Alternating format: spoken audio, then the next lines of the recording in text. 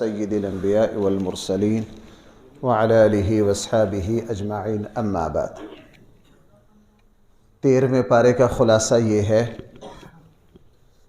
12ویں پارے کے آخر میں سورہ یوسف ہے اور 13ویں پارے کے آدھے کے قریب بھی سورہ یوسف ہے، اس لیے میں سورہ یوسف کا شروع سے خلاصہ مکمل آپ سے عرض کرتا ہوں۔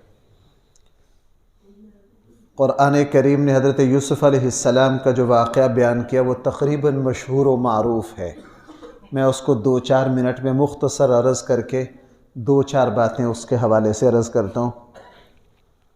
حضرت یوسف علیہ السلام حضرت یعقوب علیہ السلام کے بیٹے ہیں اور حضرت اسحاق علیہ السلام کے پوتے ہیں اور حضرت ابراہیم علیہ السلام کے پڑپوتے ہیں۔ یہ انبیاء کا خاندان ہے۔ یوسف علیہ السلام چھوٹے بھی تھے، حسین و جمیل بھی تھے۔ ہمارے آقا صلی اللہ علیہ وسلم جب معراج پر گئے، حضرت یوسف علیہ السلام سے ملاقات کی تو فرمایا کہ میں نے یوسف کو سب سے زیادہ حسین و جمیل دیکھا، اور اوپر سے اللہ کے پیغمبر، حسن کے ساتھ تقوی اور پرہیزگاری مل جائے تو اللہ جل جلالہ اس ظاہری حسن کو روحانیت میں تبدیل کر دیتے ہیں۔ اسی وجہ سے یعقوب علیہ السلام کو اس بیٹے سے لگاؤ تھا۔ بھائی حسد کرتے تھے۔ یوسف علیہ السلام نے خواب دیکھا کہ مجھے 11 ستارے، چاند اور سورج سجدہ کر رہے ہیں۔ ابا جی کو بتایا، والد بھی عظیم الشان پیغمبر تھے، سمجھ گئے خواب بہت اعلیٰ ہے۔ کہا بیٹا کسی کو بتانا نہیں، خصوصاً اپنے بھائیوں کو، وہ تم سے حسد کریں گے۔ بھائیوں کا حسد چلتا رہتا تھا۔ ان کو شکوہ یہ تھا کہ ابا جی ان کو ترجیح دیتے ہیں۔ پروگرام بنا کر کھیلنے کے بہانے بھائی کو لے گئے اور وہاں جا کے قتل کا پروگرام بنایا۔ بڑے بھائی نے روکا، باقی بھائیوں نے بڑے بھائی کے منع کرنے سے صرف تبدیلی کی اور یوسف علیہ السلام کو ایک بیکار کنویں میں پھینک کر آ گئے اور آ کے والد کو جھوٹ بول دیا کہ جی بھیڑیا کھا گیا۔ ایک قافلہ آ رہا تھا جس نے مصر جانا تھا، وہ راستہ بھول کر یہاں پہنچ گیا۔ پانی کی تلاش میں جب وہ کنویں میں ڈول ڈالا تو دیکھا ایک حسین و جمیل بچہ۔ وہ غلامی کا دور تھا، وہ سمجھے کہ شاید یہ تو کوئی غلام ہے، لیکن جس وقت یوسف علیہ السلام کی نورانیت اور حسن جمال کو دیکھا دھنگ رہ گئے کہ ایسا بچہ کنویں میں۔ بھائی بھی نگرانی کرتے تھے کہ کنویں سے جاتا کہاں ہے۔ جیسے قافلے والوں نے بچے کو پکڑا تو بھائی بھی پہنچ گئے کہ یہ ہمارا بھگوڑا غلام ہے، اس کو بھاگنے کی عادت ہے، ہم بیچنا چاہتے ہیں۔ چند ٹکوں میں سگے بھائیوں نے بیچ دیا، چند ٹکوں میں دراہیم معدودہ۔ قافلہ مصر لے گیا۔ جب مصر کے بازار میں بکنے لگا تو مصر کے جو وزیر خزانہ تھے ان کی نظر پڑ گئی۔ انہوں نے دیکھا کہ ایسا حسین و جمیل بچہ خرید لیا، پالا، جوان کیا اور شہزادوں کی طرح رکھا۔ ایک آزمائش آ گئی۔ عزیز مصر کی جو بیوی تھی وہ برائی کی طرف چلی گئی۔ یوسف علیہ السلام نے اللہ سے پناہ مانگی، اللہ تعالیٰ نے وہاں سے نکالا اور ایک گواہی کے ذریعے یوسف علیہ السلام کی سچائی کو ثابت کیا۔ یہ بات شہر میں پھیل گئی اور شاہی اور بڑے لوگوں کی جو کلاس ہے، اس نے جس وقت عزیز مصر کی بیوی کو طعنے دیے تو اس نے پھر بتایا کہ میری غلطی تو ہے لیکن کچھ نہ کچھ مجبوری بھی ہے۔ اس نے ایک پروگرام منعقد کیا اور وہاں خواتین کے سامنے طرح طرح کے پھل رکھے اور ان کو کاٹنے کے لیے چھریاں ہاتھ میں دے دی۔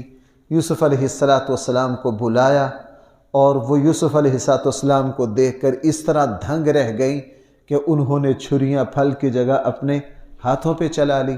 یوسف علیہ السلام اس صورتحال سے دل گرفتہ تھے۔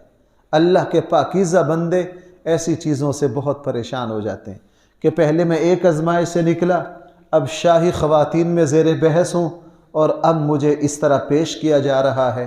اللہ تعالیٰ سے دعا مانگی، اے اللہ مجھے یہاں سے چھٹکارا عطا فرما، مجھے جیل میں جانا منظور ہے، مجھے یہاں سے نکال لیجئے۔ جیل چلے گئے۔ عزیز مصر نے اس بات کو دبانے کے لیے ہیلے بہانے سے جیل میں بھیج دیا، اور جب جیل میں گئے تو 7 سال جیل میں رہے۔ جیل میں سارے جتنے بھی قیدی تھے وہ یوسف علیہ السلام کے اخلاق کی وجہ سے، شرافت کی وجہ سے ان پر جان دیتے تھے کہ یہ تو کوئی اللہ کے نیک بندے ہیں، ان سے دن رات علم سیکھتے، اخلاق سیکھتے۔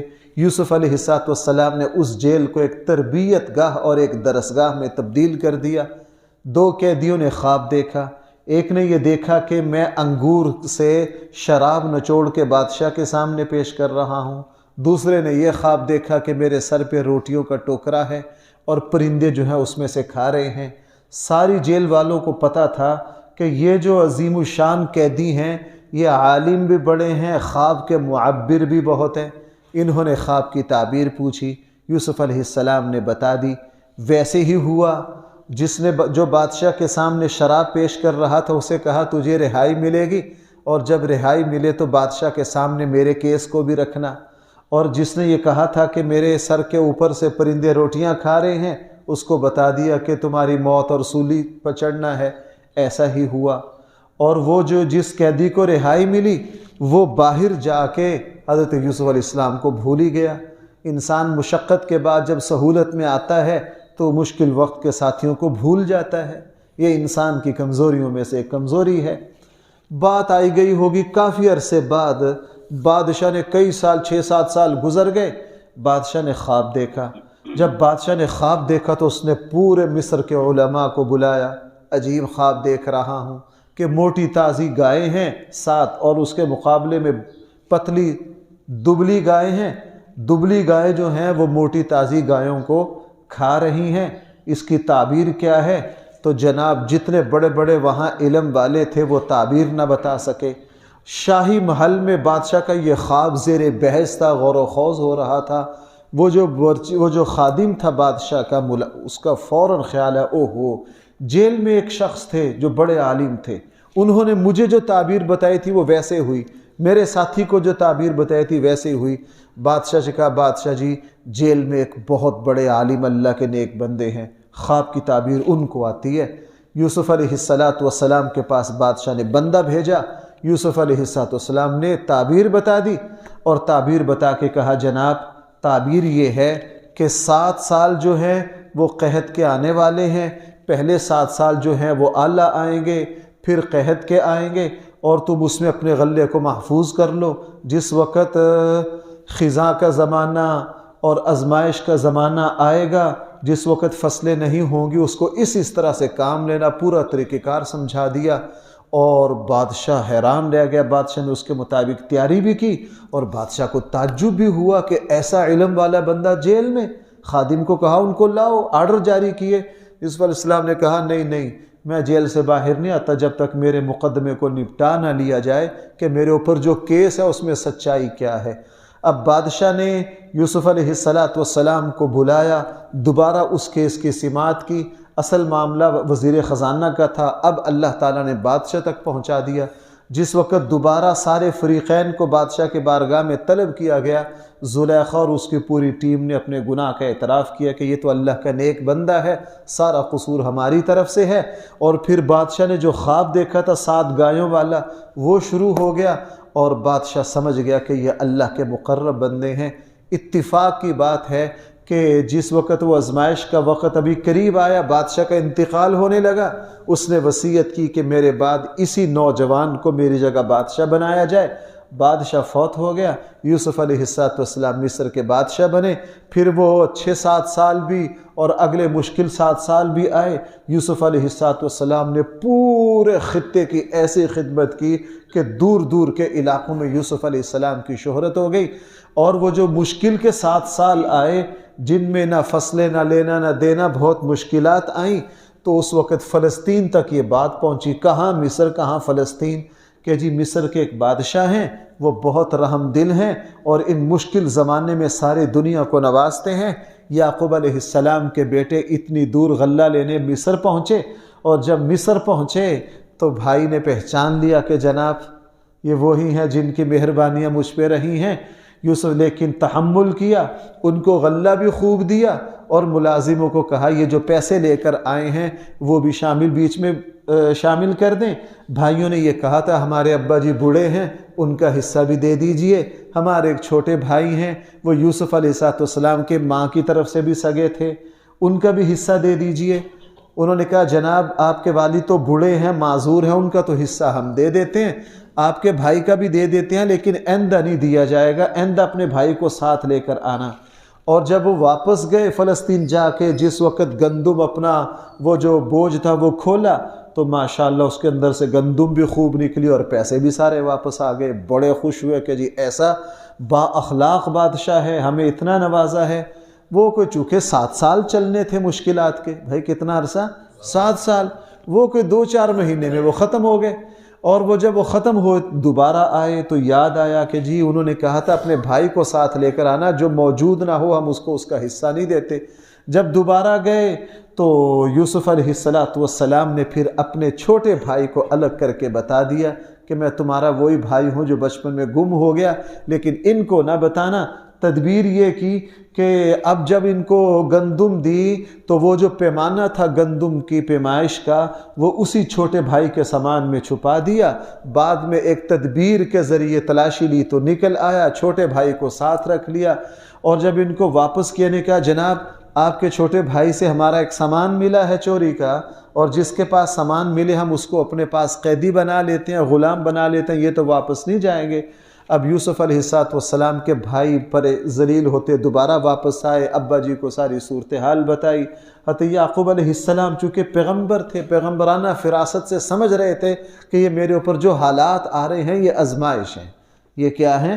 آزمائش ہیں۔ بہرحال انہیں کہا کہ دوبارہ جاؤ تم میرے بچوں کو تلاش کرو، یوسف کے بارے میں بطور خاص۔ یہ دوبارہ تلاش کرتے کرتے آئے، بادشاہ کی منت سماجت لگے کرنے، ہمارے ابا جی بوڑھے ہیں، اگرچہ اس نے چوری کی ہے ہم اس کی معذرت کرتے ہیں، بچپن میں اس کا ایک اور بھائی ہے جو گم ہو گیا، وہ بھی چور تھا۔ وہ بھی کیا تھا؟ یہ کس کو کہہ رہے ہیں؟ یوسف علیہ السلام۔ إِن يَسْرِقْ فَقَدْ سَرَقَ أَخٌ لَهُ مِن قَبْلُ فَأَسَرَّهَا يُوسُفُ فِي نَفْسِهِ وَلَمْ يُبْدِهَا لَهُمْ۔ یہ عجیب صورت ہے، اس کو تو بھائی 4 گھنٹوں میں نہیں بیان کیا جا سکتا، میرے لیے آزمائش ہوتی ہے کہ مجھے 10 منٹ میں سورہ یوسف کے خلاصے کو نپٹانا ہے۔ بہرحال یوسف علیہ السلام سمجھ گئے کہ یہ کیا کہہ رہے ہیں۔ بہرحال جب یہ دوبارہ آئے معافی مانگنے لگے، پھر یوسف علیہ السلام نے ان کو بلایا خصوصی ملاقات میں، ان سے کہا یار تمہارا ایک بچپن میں ایک بھائی یوسف تھا، اس کے کیا حالات ہیں، وہ کیا صورتحال تھی؟ جب یہ سوال کیا تو وہ حیران رہ گئے۔ اور ظاہر ہے خون کی پہچان تو ہوتی ہے انسان کو، اگرچہ جتنا بھی عرصہ گزر جائے۔ جب یہ سوال کیا، چونکہ یوسف کی داستان تو دنیا کی داستانوں میں رہی نہیں ہے ان کے خواب و خیال کے مطابق، اب حیرت زدہ ہو گئے کہ اوہو یہ 30-35 سال پرانا واقعہ یہ کہاں زندہ ہو گیا۔ جب غور سے دیکھا تو آبا و اجداد کی روحانیت یوسف کے چہرے میں دیکھی، اور چہرے مہرے سے پہچان گئی یہ تو ہمارے خاندانی چہرہ ہے، یہ تو کیا ہے ہمارا، اور پہچان گئے۔ کہا آپ ہی یوسف تو نہیں ہو؟ انہوں نے کہا جی میں ہی یوسف ہوں، یہ میرا بھائی ہے، بچپن میں تمہارے ظلم کا شکار رہا، اور مجھے جب تم نے اپنی طرف سے مار دیا تو میرا چھوٹا بھائی تمہارے ظلم کا شکار رہا۔ اب وہ شرم سے پانی ہو گئے، چونکہ 2 دفعہ شاہی مہمان رہ چکے تھے، نوازشیں دیکھ چکے تھے، اور ان کو اپنی آنکھوں پر یقین نہ آئے کہ وہ بھائی جس کو کنویں میں پھینکا تھا وہ آج مصر کا بادشاہ ہے، صرف مصر ہی کو نہیں سنبھال رہا بلکہ ان مشکل حالات میں دائیں بائیں کے ملکوں کو بھی سنبھال رہا ہے۔ لیکن اب شرمندگی سے پانی فوراً یوسف علیہ السلام نے کیا کہا؟ لا تثریب علیکم اليوم، تم نہ پریشان ہو، میں اللہ کے لیے تمہیں معاف کر رہا ہوں۔ ہاں مجھے اس کا دکھ ہے کہ والد کی جو صورتحال ہے، یہ جو ہے میرا کرتا لے جاؤ، والد کی آنکھوں پہ رکھو، اللہ بنائی واپس لائے گا، پھر تم سب کو یہاں لے آؤ۔ اور ایسا ہی ہوا، یوسف علیہ السلام جیسے یہ مصر سے کرتا چلا، تقریباً کوئی 600 کلومیٹر کے قریب فاصلہ بنتا ہے، لیکن مصر سے کرتا چلا 600 کلومیٹر دور حضرت یعقوب علیہ السلام نے کہا کہ مجھے یوسف کی خوشبو آ رہی ہے، اور پھر پوری حالات کھلے تو پھر سارے آل یعقوب ہجرت کر کے کہاں آئے؟ مصر آئے۔ اور اس زمانے میں سلام کی جگہ سجدہ ہوتا تھا، سجدہ تعظیمی۔ اسلام نے اس کو ختم کر دیا چونکہ اس سے شرک کا دروازہ کھلتا ہے۔ تو جس وقت ملاقات ہوئی، ظاہر ہے 40 سال کے بعد ملاقات تھی، ہم تو اس کو لفظوں میں نہیں لا سکتے، 40 سال کے بعد ملاقات تھی، تو یوسف علیہ السلام، ان کی اہلیہ اور یہ سارے بھائی سلام کے لیے سجدے میں پڑے۔ تو اس وقت یوسف علیہ السلام نے ابا جی سے عرض کیا، ابا جی یہ ہے اس خواب کی تعبیر جو میں نے بچپن میں دیکھا تھا، یہ میں نے مختصر سا واقعہ کی ایک جھلک ہے، اس میں 4-5 باتیں بڑی اہم ہیں، بس میں وہی عرض کر کے پھر اس پارے کا بقیہ حصہ آپ سے عرض کرتا ہوں۔ یوسف علیہ السلام کی مماثلت ہے ہمارے آقا صلی اللہ علیہ وسلم سے۔ یہ سورہ یوسف اس زمانے میں اتری جس زمانے میں حضور علیہ السلام بھی اسی مقام پر کھڑے تھے جس مقام پر حضرت یوسف کھڑے تھے۔ سارا خاندان، سارا قبیلہ قریشی، سارے حضرت امام الانبیاء صلی اللہ علیہ وسلم کے جانی دشمن، نبی کریم صلی اللہ علیہ وسلم کو جان بچانے کے لیے 3 دن کے لیے غار ثور میں چھپنا پڑا، اور صرف اپنا ہی قبیلہ، اپنے ہی شہر کے لوگ، اپنے ہی قریشی پورے عرب کو رسول اللہ صلی اللہ علیہ وسلم کی دشمنی پر لائے۔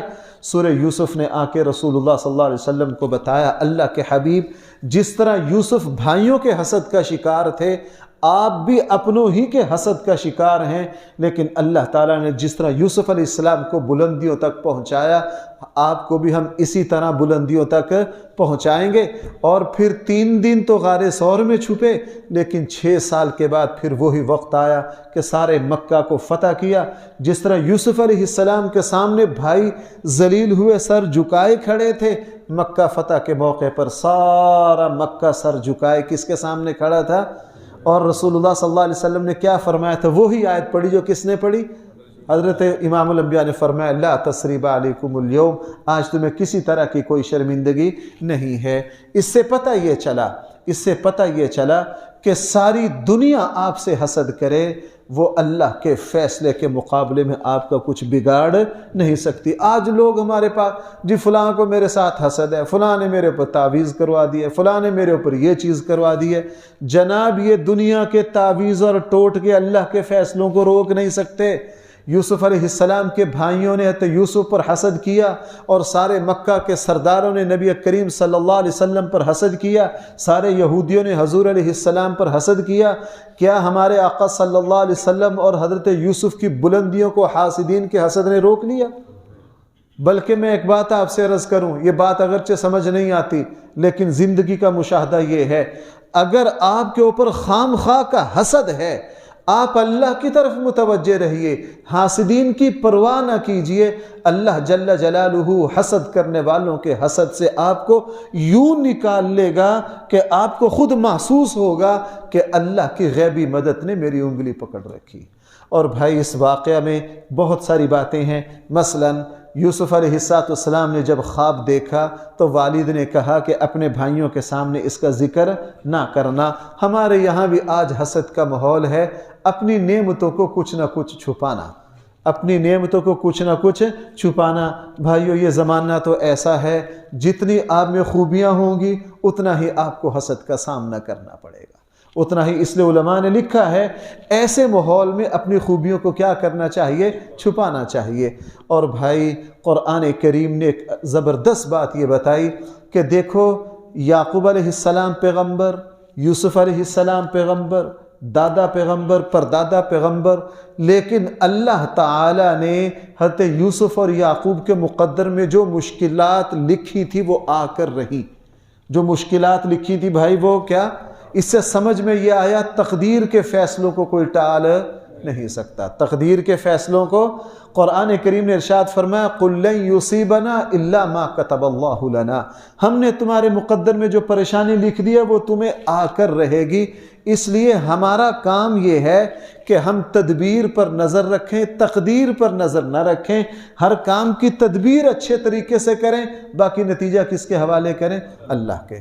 اور بھائی یوسف علیہ السلام چھوٹے سے بچے، بھائیوں کے حسد کا شکار ہوئے، کنویں میں پھینکے گئے، وہاں سے قافلے والوں نے خرید لیا، مصر کے بازاروں میں بکے، کہاں کہاں سے نکلتے نکلتے اللہ نے مصر کی بادشاہ تک پہنچا دیا۔ بادشاہت کی تو اوقات ہی کیا ہے، اللہ نے نبوت دے دی۔ ساری دنیا کی بادشاہتیں مل کر نبوت کے خاک کو بھی پہنچ نہیں سکتی۔ اس سے پتہ یہ چلا کہ اللہ جل جلالہ نے، اللہ تعالیٰ جب کسی کو خیر پہنچانا چاہیں ساری دنیا مل کے اس خیر کو روک۔ بظاہر یوسف علیہ السلام کی داستانوں میں ہونی نہیں چاہیے، لیکن اللہ تعالیٰ نے یوسف علیہ السلام کو کہاں سے اٹھایا اور کہاں پہنچا دیا۔ اور بھائی ایک بہت ہی اہم بات دیکھیے، یوسف علیہ السلام نبیوں کی اولاد، تربیت یافتہ، با اخلاق، صاحب علم، صاحب عمل، صاحب ادب۔ اللہ جل جلالہ نے جب یہ خوبیاں رکھ دیں، دیکھ لیجئے جہاں جہاں سے گزرے داستانیں چھوڑ گئے، جہاں جہاں سے گزرے اللہ جل جلالہ نے پھر اس بچے کو کہاں سے کہاں پہنچا دیا۔ میرے اور آپ کے لیے ایک سبق ہے، اولاد کے بارے میں ہر بندہ متفکر رہتا ہے۔ کیوں بھائی، ایسا ہے یا نہیں؟ اللہ تعالیٰ نے ہماری بشری کمزوری ایسی بنائی ہے، شروع میں ہم اپنے بچوں کے بارے میں فکر مند رہتے ہیں، اور اس کے بعد آگے پوتے پوتیاں نواسے نواسیاں آ جائیں تو ان کی پریشانی رہتی ہے۔ کیوں جی، آپ میں سے اکثر بڑے حضرات ہیں، ہمارے ساتھ یہ مسئلہ ہے، یہ ہماری فطری کمزوری ہے۔ پتہ نہیں میرے بچوں کا کیا بنے گا، بچے بڑے ہو گئے پتہ نہیں پوتوں کا کیا بنے گا، یہ فکر رہتی ہے۔ یوسف علیہ السلام کا واقعہ یہ بتا رہا ہے، اگر ہم اپنی اولاد کو علم سکھائیں، ادب سکھائیں، اخلاق سکھائیں، شرافت سکھائیں، دیانت سکھائیں، تو انشاءاللہ یہ ہماری اولاد کو دنیا کے سامنے ذلیل و رسوا ہونے۔ آج مسئلہ یہ، ہم ڈگریوں کی طرف چلے گئے ہیں، ہم نے اس وقت سے ہم اپنی نسلوں کے ہاتھوں ذلیل ہو رہے ہیں جب سے ہم نے اپنی اولادوں کو پیسے کمانے والی مشین بنائی۔ اگر ہم اپنی اولاد کو اخلاق سکھائیں، شرافت سکھائیں، دیانت سکھائیں، دین کا علم سکھائیں، اللہ کے سامنے جھکنا سکھائیں، تو انشاءاللہ ہمیں اولاد کی طرف سے پریشانیاں۔ میں اکثر یہ واقعہ سناتا ہوں، حضرت عمر بن عبدالعزیز رحمہ اللہ جب دنیا سے جانے لگے تو ان کے برادر نسبتی نے، جو بعد میں ان کی جگہ بادشاہ بنے، انہوں نے کیا کہا تھا بھائی جی، آپ خود بھی ساری زندگی مشقتوں میں گزاری، اپنے بچوں کا بھی حق مار دیا۔ کیوں؟ بہن سے پوچھا وراثت میں کیا کچھ بنے گا؟ اس نے کہا جی چند ٹکے بنیں گے۔ کیا بنیں گے؟ چند ٹکے۔ تو برادر نسبتی بچوں کے ماموں آئے کس کے پاس؟ حضرت عمر بن عبدالعزیز کے پاس۔ آپ نے تو ٹھیک ہے اپنی تقوی پرہیزگاری کی زندگی گزارنی تھی، گزار لیتے، لیکن بچوں کو کس طرح چھوڑ کے جا رہے ہیں؟ آپ کے بعد ان کا کیا بنے گا؟ حضرت عمر بن عبدالعزیز ایمانی غیرت سے اٹھ کر مجھے بٹھاؤ، چونکہ آخری وقت تک کمزور تھے، اور اس وقت اپنے برادر نسبتی سے کہا، وہ سورہ اعراف کی آخری آیت پڑھی، ان ولی اللہ الذی نزل الکتاب وہو یتولی الصالحین، کہ جو نیک لوگ ہوتے ہیں ان کا والی وارث اللہ ہوتا ہے۔ میں نے اپنے بچوں کو نیک بنایا ہے۔ میں نے اپنے بچوں کو کیا بنایا ہے؟ بھائی آج ہمیں یہ سمجھ نہیں آتی، آج ہمیں یہ سمجھ، میں نے اپنے بچوں کو نیک بنایا، اور میں ان کو حرام دے کر نہیں جا رہا، میں ان کو کیا دے کے جا رہا ہوں؟ شیخ سعدی نے بھی یہ بات لکھی ہے، بڑے بڑے مورخین نے یہ بات لکھی ہے، یہ ثقہ بات ہے کہ جس وقت عمر بن عبدالعزیز کے انتقال ہوئے، ان کے 12 بیٹوں کو چند ٹکے آئے، اور پورے دمشق میں افسوس کیا گیا کہ ہم نے دنیا کا یہ پہلا بادشاہ دیکھا ہے جتنے بچے اتنے غریب مستحق کے زکوٰۃ ہوں۔ کیا ہو بھائی؟ مستحق کے زکوٰۃ ہو۔ لیکن چند سالوں کے بعد لوگوں نے پھر ایک منظر دیکھا، اس دن لوگوں کو حلال و حرام کی سمجھ آئی۔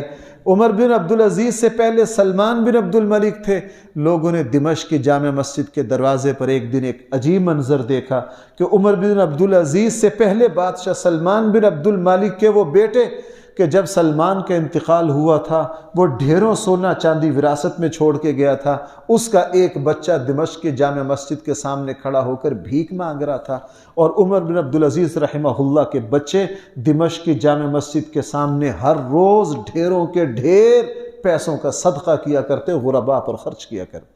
تو لوگوں کو یہ سمجھ آ گئی. اس لیے یوسف علیہ السلام کن کن مشکلات سے گزرے، لیکن چونکہ نبیوں کی تربیت یافتہ تھے اللہ جل جلالہ. بلکہ امام رازی نے ایک بڑا عجیب نقطہ لکھا. بھائی ایک بات عرض کروں تھوڑا سا، چونکہ میں ذرا یہ صبح کا وقت ہوتا آپ بھی تھکے ہوتے ہیں تو میں ذرا ہلکی باتیں عرض کرتا ہوں. یوسف علیہ السلام جس وقت انہوں نے ڈول ڈالا، بچہ نکلا، تو کیا کہا؟ ھذا بشرا.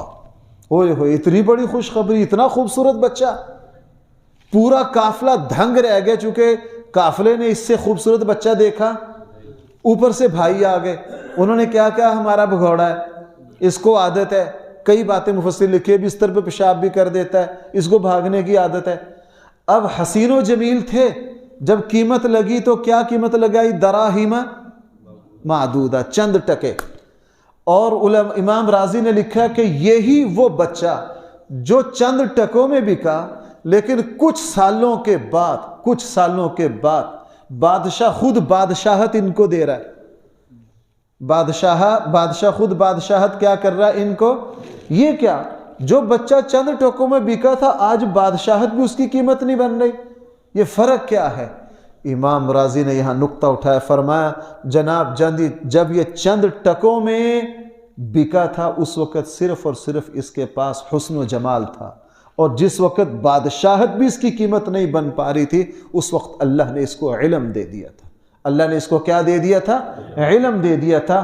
علم سے غلام جو ہیں وہ بڑے سے بڑی مسندوں پر پہنچ جاتے ہیں، اور جہالت سے بڑے بڑے علماء کی اولادیں ذلیل ہوتی پھرتی. بہرحال بھائی اس واقعے میں میرے اور آپ کے لیے بہت عبرت ہے. قرآن کریم نے، اب میں کچھ دو چار نکات اس پارے کے اور عرض کر دیتا ہوں.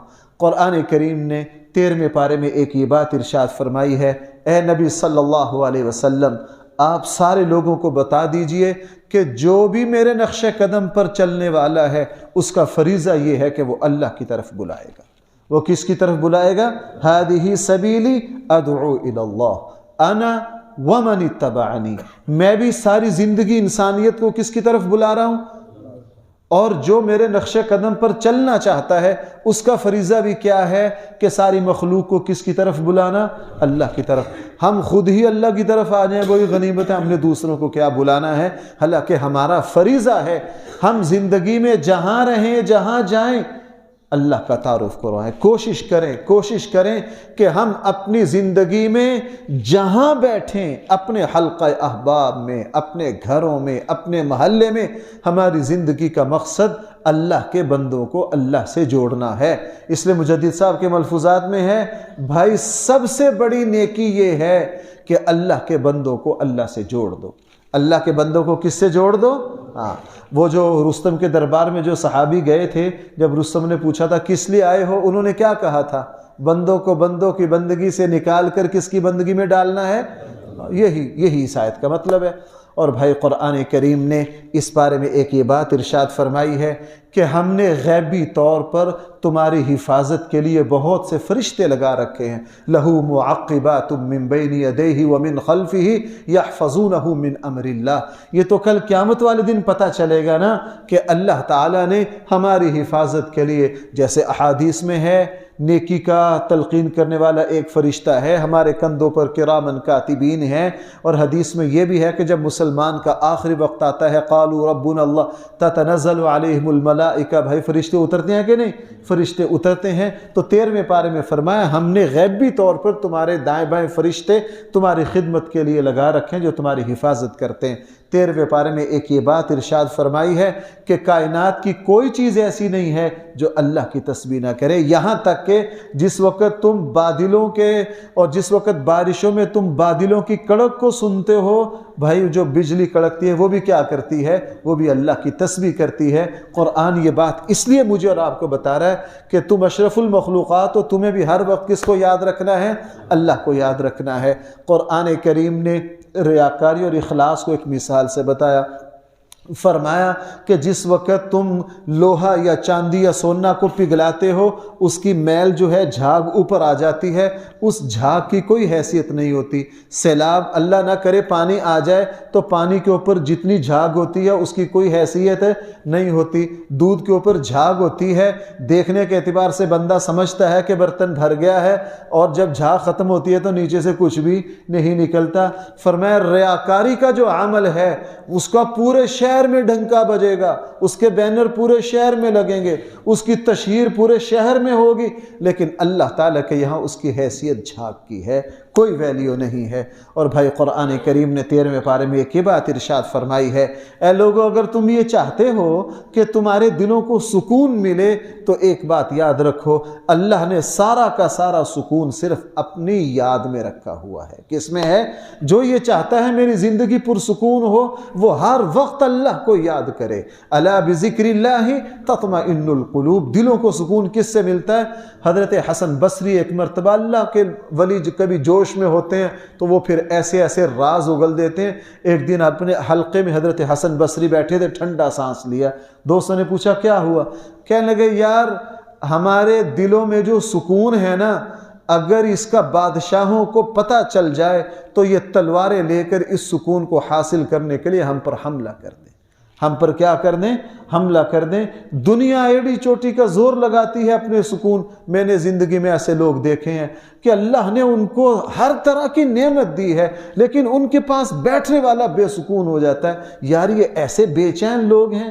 اور اس کے مقابلے میں سیدھے سادے وہ لوگ جو نماز کا اہتمام کرتے ہیں، اللہ کو یاد کرتے ہیں، کسی کو دکھ نہیں دیتے، حلال و حرام کی تمیز رکھتے ہیں، ماں باپ کی خدمت کرتے ہیں، رشتہ داریوں کا حق ادا کرتے ہیں، اللہ تعالیٰ تھوڑی سی آمدن کے ساتھ بھی ان کو سکون دے دیتا ہے۔ یہ بھائی کرشمہ ہوتا ہے کس کا؟ اللہ کی یاد کا۔ اور بھائی قرآن کریم نے ایک یہ بات ارشاد فرمائی ہے جو مشہور ہے کہ لَإِن شَكَرْتُمْ لَأَزِيدَنَّكُمْ، اگر تم شکر کرو گے ہم تمہاری نعمتوں میں کیا کر دیں گے؟ اضافہ کر دیں گے۔ میں اکثر ایسے موقع پر یہ نکتہ بیان کرتا ہوں کہ ہمیں دنیاوی نعمتوں پر بھی شکر کرنا ہے، ہمیں دینی نعمتوں پر بھی شکر کرنا ہے۔ کاروبار پر شکر کریں گے اللہ کاروبار میں برکت دے گا، نماز پڑھنے کے بعد شکر کریں گے اللہ نماز کی توفیق کو اور بڑھا دیں گے۔ تو بھائی ہر دینی دنیاوی نعمت جس کے بعد ہم کیا کریں؟ اللہ کا شکر کریں تو اللہ تعالیٰ اس نعمت میں کیا کر دیں گے؟ اضافہ کر دیں گے۔ آخری بات، قرآن کریم نے 13ویں پارے میں حضرت ابراہیم علیہ السلام کی دعاؤں کا ذکر کیا ہے۔ بھائی کس کا ذکر کیا ہے؟ بھائی ذرا غور کرنا ایک بات پر۔ قرآن کریم نے ابراہیم علیہ السلام کی دعاؤں کا ذکر کیا، حضرت عیسیٰ کی دعا کا ذکر کیا ہے، حضرت موسیٰ کی دعاؤں کا ذکر کیا ہے۔ رسول اکرم صلی اللہ علیہ وسلم کی دعائیں کسی حدیث کی کتاب میں کھول کر دیکھ لیجئے، تقریباً 350 اور 400 کے قریب لگ بھگ ہے۔ یہ انبیاء کی دعائیں ہیں۔ بھائی انبیاء کی تو کوئی حاجت ایسی نہیں تھی، اس کے باوجود وہ اللہ سے کیا کرتے تھے؟ دعا مانگتے تھے۔ اللہ سے کیا کرتے تھے؟ اور میں اور آپ جن کی ہزاروں حاجتیں اٹکی ہوئی ہیں، ہمیں دعا مانگنے کی توفیق نہیں، ہمیں دعا مانگنے کی توفیق نہیں۔ رمضان آیا ہی بھائی کس کے لیے ہے؟ بھائی بولو ذرا آخری بات۔ رمضان حقیقت میں رمضان کا مقصد کیا ہے؟ آپ حضرات چونکہ حافظ نہیں ہے نا اس لیے اس نقطے کا مزہ نہیں آتا، آپ دوسرے پارے میں جو پورا رکوع ہے نا رمضان کا، اس پورے رکوع کو کھولو۔ قرآن کریم نے پورا رکوع اتارا ہے رمضان کا، درمیان میں پیچھے یا ایھا الذین آمنوا کتب علیکم الصیام، ہم نے تم پر روزے فرض کیے۔ بھائی یہ آیت تو آتی ہے نا، اس سے آگے شہر رمضان الذی انزل فیہ القرآن، اچھا اس سے آگے اعتکاف کا ذکر ہے۔ اس پورے رمضان کے احکام بیان کرتے کرتے درمیان میں یہ آیت ہے وَإِذَا سَأَلَكَ عِبَادِي عَنِّي فَإِنِّي قَرِيب، میرے بندے سے کہیے یہ مجھے جب بھی پکاریں گے، مجھ سے دعا مانگیں گے تو میں ان کی دعا سن بھی رہا ہوں، میں ان کے بالکل قریب ہوں۔ مفسرین کہتے ہیں یہ کیا؟ بظاہر یہاں کوئی جوڑ نہیں لگتا، پیچھے بھی رمضان کا ذکر ہے اور آگے بھی رمضان کا ذکر ہے، درمیان میں کیا ہے؟ دعا کا ذکر ہے۔ اوہو، پھر جب غور کرتے ہیں تو اللہ حقیقتیں کھولتے ہیں، وہ کہتے ہیں جناب یہاں یہ جو آیت ہے یہ بے جوڑ نہیں ہے، آگے بھی رمضان کا ذکر، پیچھے بھی رمضان کا ذکر، درمیان میں کون سی آیت ہے؟ دعا کی، درمیان میں دعا رکھ کے بتا دیا کہ رمضان اصل میں اللہ سے مانگنے کا مہینہ ہے۔ بھائی رمضان اصل میں اللہ سے مانگنے کا مہینہ ہے، لہٰذا اس مہینہ میں اللہ تعالیٰ سے خوب دعائیں مانگیے، اپنے لیے بھی اور دوسروں کے لیے بھی۔ میں آخری بات کیا کہ پھر آگے چل پڑتا ہوں، آپ کہتے ہیں یار ابھی ختم کرتا ہے ابھی ختم کرتا ہے، چلو اس آخری بات میں ایک اور بات بتا دوں۔ ایک اللہ والے دعا مانگتے، اپنی باری نہ آتی، پڑوسیوں کے لیے، دوسروں کے لیے دعا مانگ کے دعا ختم کر دیتے۔ ایک دن، 2 دن، 3 دن، 4 دن، ایک دن بیٹے نے کہا ابا جی یہ کیا دعا ہے، اپنے لیے بھی کچھ مانگ لیجئے، اپنے لیے بھی۔ تو انہوں نے کہا بیٹا یہ ساری دعائیں حقیقت میں اپنے لیے ہیں۔ پھر ابو داود کی وہ حدیث سنائی کہ رسول اللہ صلی اللہ علیہ وسلم نے فرمایا جب کوئی مسلمان دوسروں کے لیے دعا مانگتا ہے تو فرشتے اس کا جواب پتہ کیا دیتے ہیں؟ فرشتے کہتے ہیں یا اللہ یہ جو کچھ دوسروں کے لیے مانگ رہا ہے اس کو بھی عطا کر، کیا کر، اس کو بھی۔ اس لیے میں دوسروں کے لیے زیادہ مانگتا ہوں تاکہ فرشتے کیا کہیں، اے اللہ اس کو بھی۔ اور وہ ایک صحابی آئے تھے، اللہ کے نبی مجھے کوئی ایسا عمل بتا دیجئے کہ میری دعا قبول ہو۔ حضور نے کیا فرمایا تھا؟ تو بغیر بتائے دوسروں کے لیے دعا کر، اللہ تعالیٰ تیری دعا کو کیا کر لیں گے؟ قبول کر لیں گے۔ اللہ تعالیٰ ہم سب کو صحیح فہم عطا فرمائے۔ الحمدللہ رب العالمین والصلاة والسلام علی سید الانبیاء والمرسلین وعلی آلہ واصحابہ اجمعین۔ ربنا آتنا فی الدنیا حسنہ وفی الآخرۃ حسنہ وقنا عذاب النار۔